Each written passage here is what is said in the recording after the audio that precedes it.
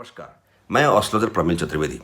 मित्रों, कुशल तरीके से दाम्पत्य जीवन के पश्चात यदि पुरुष अपनी पत्नी के साथ सुंदर तरीके से साहचर्य जीवन व्यतीत न कर पाता हो, उसके पुरुषत्व में कमी का एहसास हो, अर्थात संतान उत्पत्ति में बाधा का योग बनता हो, अर्थात तात्पर्य क्या है मित्रों, दाम्पत्य जीवन का जो मूल ध्येय होता है वह धराशायी हो जाता है और दाम्पत्य जीवन में कटुता का भाव आने लगता है और दाम्पत्य जीवन पूर्ण रूपेण बाधित होने लगता है। मित्रों, इसी बिंदु क्रम में अर्थात पुरुष वर पक्ष के लिए नपुंसक बनने के ऐसे कौन से योग को कैसे आप अपने जन्म कुंडली के सापेक्ष कैसे परिलक्षित कर सकते हैं, इसी बिंदु क्रम में सामान्य तरीके से मैं आपको समझाने का प्रयास करता हूं। मित्रों, जन्म कुंडली के सापेक्ष शुक्र अहम प्लैनेट है। आपके दाम्पत्य जीवन को सुंदर तरीके से परिभाषित करने वाला कारक ग्रह शुक्र को माना गया है। शुक्र ही आपके पुरुषार्थ की, आपके रति सुख के, आपके संतान प्राप्ति की उस सुंदर व्यवस्था को सुंदर तरीके से संचालित करते हैं। अर्थात आपके जन्म कुंडली में शुक्र की कैसी पोजीशन है, उसकी अंश अर्थात एंगल कैसी है, वह मृतप्राय पोजीशन में है या प्रौढ़ा अवस्था में है, किस राशिगत पोजीशन में वह आपके जन्म कुंडली में स्थित है, किन ग्रहों से युतिबद्ध है, किन ग्रहों से दृष्टिगत रिलेशन बनाते हुए आपको आपके जन्म कुंडली में शुक्र क्या परिभाषित करना चाहता है। अर्थात यदि शुक्र पीड़ित है, बलहीन है, डिग्री में कमजोर है, नियत राशि में शुक्र नीच की स्थिति में है, कन्या राशि का नीच का हो गया है और नीच भंग राज्यों की प्राप्ति नहीं हो रही है, अर्थात शुक्र की नीचता भंग नहीं हो रही है। सूर्य से यदि शुक्र अस्त है, कम्बस्ट है, वहीं नीच का होने के पश्चात नीच भंग न होने के बावजूद भी पापी ग्रह से युतिबद्ध है, सूर्य शनि राहु केतु मंगल से युतिबद्ध है, अथवा इन पापत्व ग्रह जो नैसर्गिक पापी ग्रह है राहु केतु सूर्य शनि और मंगल का दृष्टिगत रिलेशन बनाता है, तो समस्या मित्रों आने की संभावना बढ़ जाती है। मित्रों, आपके लग्न कुंडली में प्रथमतः आपको यह ध्यान देना है कि आपका शुक्र आपके लग्न कुंडली में किस भाव में विराजमान है, शुक्र की युति किन ग्रहों से है। यदि अकेला शुक्र आपके जन्म कुंडली में जिस भावगत पोजीशन में है, तो आपको यह चेक करना है, आपको यह देखना है कि उस शुक्र पर कितने ग्रहों का दृष्टिगत रिलेशन है।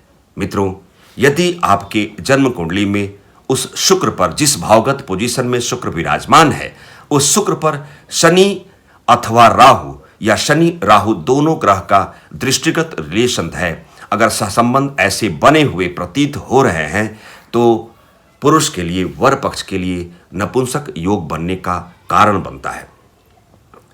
शुक्र पर शनि और राहु का दृष्टिगत संबंध नहीं होना चाहिए। अब यह देखना है कि शुक्र की एंगल कितनी है, किस अंश में है। मित्रों, शुक्र और शनि का जो सहसंबंध है 6ठे 8वें का नहीं होना चाहिए। मैं आपको एग्जाम्पल के तौर पर आपको समझाने का प्रयास करता हूं। सपोज दैट आपके समक्ष मैंने वृषभ लग्न की कुंडली बताई है। इस वृषभ लग्न में जहां शुक्र इस 6 अंक में बुध की राशि में नीच का हो गया है और इस शुक्र से 6ठे भाव में 10वें भाव में शनि विराजमान है, अर्थात आप ध्यान देंगे शनि से 8वें शुक्र है, शुक्र से 6ठे शनि है, अर्थात खडाष्टक योग की निर्मिति यहां बनी हुई है। अर्थात इस प्रकार का सिम्टम आपके जन्म कुंडली में इसकी व्याप्ति है, तो यह बेहतर नहीं है। अर्थात पति पत्नी के को रिलेशन में कटुता के भाव के रूप में पुरुष जात के लिए, पुरुष वर्ग के लिए, पुरुष व्यवस्था के लिए, पुरुषत्व के लिए नपुंसक योग का कारण बन सकता है। मित्रों, वहीं शुक्र अगर 4थे भाव में है, उस शुक्र पर शनि और राहु का दृष्टिगत रिलेशन बना हुआ है, तो यह भी बेहतर नहीं है, अप्रासंगिक व्यवस्था को इंडिकेट करता है। मित्रों, शुक्र और शनि की किसी लग्न कुंडली में उसका मृत्यु भावगत होना अच्छा नहीं माना गया है। अर्थात जो एक छोटे से नियम विनियम और सिद्धांत के रूप में जन्म कुंडली के तहत आप इसे समझने की चेष्टा कर सकते हैं कि आपके शुक्र की भावगत पोजीशन कहाँ है। यदि रहस्य अष्टम मृत्यु भाव में शुक्र और शनि की युति है, तो भी यह बेहतर नहीं माना जाता है, अर्थात नपुंसक योग को परिलक्षित करने का योग देने लगता है। मित्रों, शुक्र जहां रति सुख का कारक है, आपके लग्न कुंडली में यदि लग्न की राशि विषम है, अर्थात विषम राशि 1 अंक की हो, 3, 5, 7, 9, 11 की हो, अर्थात आपके लग्न की राशि विषम अंग की है और उसमें शुक्र बैठा हुआ है अर्थात लग्न में विराजमान है, वहीं चौथे भाव में चंद्रमा और शनि इन दोनों ग्रहों की युतिबद्ध स्थिति वश विषयोग बना हुआ है, तो आप ध्यान देंगे कि शनि की तीसरी सप्तम दसम दृष्टि होती है। इस प्रकार की व्यवस्था बनी हो और शनि की दसम दृष्टि उस विषम राशि लग्न राशि में बैठा हुआ शुक्र पर दसम दृष्टि, शनि की दसम दृष्टि हो, तो यह ऐसे योग को बढ़ाने वाला होता है मित्रों। अर्थात शुक्र और शनि के खटाष्टक योग नहीं होनी चाहिए। आपके जन्म कुंडली में शुक्र एन केन प्रकारेण पीड़ित अवस्था में न हो, उस शुक्र पर शनि और राहु का दृष्टिगत रिलेशन न बनता हो, शुक्र और शनि इन दोनों की युति मृत्यु भाव अष्टम भाव में न हो, आपकी कुंडली में शम अर्थात विषम राशिगत कुंडली है, उस विषम राशि में लग्न में शुक्र विराजमान है और शनि चंद्रमा की युति चौथे भाव में बनी हुई है, उस शनि की दसम दृष्टि लग्नस्थ शुक्र पर विराज उस दृष्टिगत रिलेशन बनाता है, तो यह अप्रासंगिक मोड को अप्लाई करता है मित्रों। चंद्रमा मन है, सूर्य आत्मा है, अर्थात आपके जन्म कुंडली में चंद्रमा और सूर्य जब दोनों कमजोर हो जाते हैं तो कॉन्फिडेंस लेवल की उस व्यवस्था को कमजोर करने लगता है मित्रों। आज वर्तमान समय में खान पान आचार व्यवहार के असंतुलन की वजह से आज की जो यंग जनरेशन है वह इससे बाधित हो रही है, पीड़ित हो रही है मित्रों। अंतिम निष्कर्ष के रूप में, एक नियम के रूप में, उस शुक्र पर यदि राहु, शनि, मंगल और सूर्य का दृष्टिगत रिलेशन या युति बनती है तो यह भी अच्छा नहीं माना गया है मित्रों। यह तो जन्म कुंडली के सापेक्ष हमने आपको व्याख्यायित किया। आप अपनी हस्तरेखा के तहत इसे कैसे चिन्हित कर सकते हैं? आप अंगुष्ठ के निचले प्रदेश को शुक्र का पर्वत कहते हैं, अर्थात जीवन रेखा जो बिल्कुल मणिबंध तक आती है, और अंगूठे के निचले प्रदेश को शुक्र का पर्वत कहते हैं और इस परिक्षेत्र को मंगल, निम्न मंगल का परिक्षेत्र कहते हैं। यदि शुक्र के परिक्षेत्र में उभार कम है, इस जीवन रेखा यही लाइफलाइन डिफ्रेंशिएट करती है, यही लाइफलाइन व्याख्यायित करती है कि शुक्र का पर्वत परिक्षेत्र विकसित है या अविकसित है। कभी कभी आप देखते होंगे कि जीवन रेखा बिल्कुल कॉम्पैक्टस मोड को अप्लाई करती है। यदि इसका क्षेत्र, अगर जीवन रेखा लाइफलाइन इस प्रकार की होती है, अर्थात इसका जो अंगूठे के निचले प्रदेश तक इसका जो परिक्षेत्र है यदि संकुचित है, अर्थात जीवन रेखा के एंडिंग पॉइंट और अंगुष्ठ के अंतिम पॉइंट तक का जो ये परिक्षेत्र है, अगर ये अविकसित है, संकुचित है, तो शुक्र दोष को परिलक्षित करता है।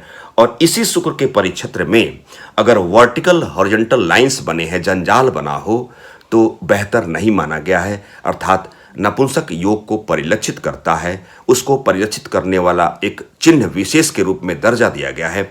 यदि शुक्र का परिक्षेत्र आपका दबा हुआ है, अविकसित है, इस पे स्पॉट का निशान, हरापन, नसों का उभार, अथवा ऐसा स्पॉट जो काला धब्बा हो, भूरे रंग का धब्बा अगर अंतर्निहित इस शुक्र के परिक्षेत्र, इस पर्वत के सापेक्ष है, तो उसे शुक्र दोष के रूप में, नपुंसक योग के रूप में परिलक्षित करने का एक योग देता है।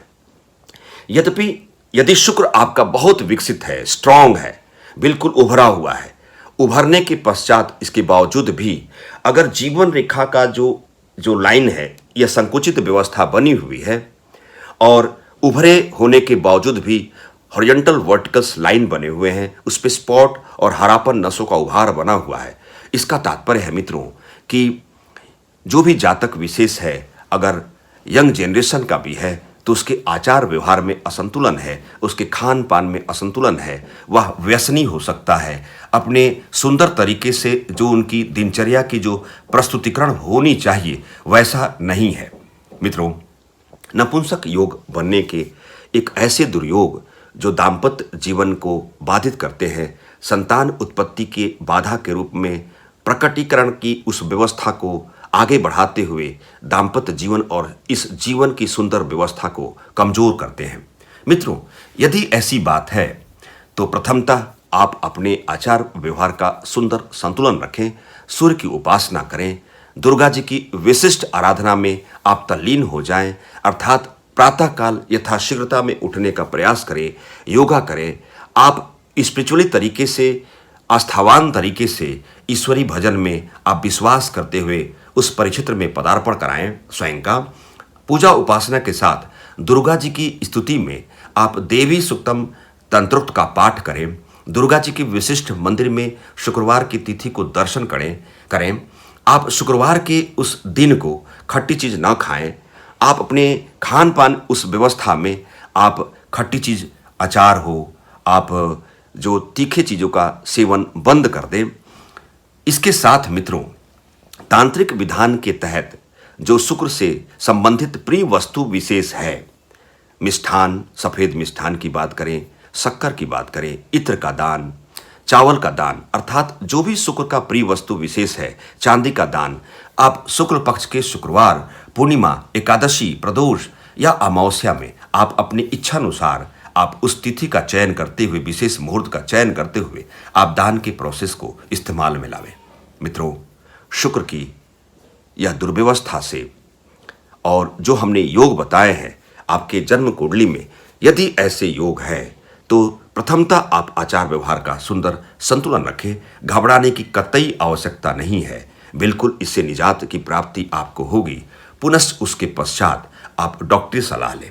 मित्रों, इस छोटे से वक्तव्य शैली के साथ मैं एस्ट्रोलॉजर प्रमिल चतुर्वेदी, नमस्कार।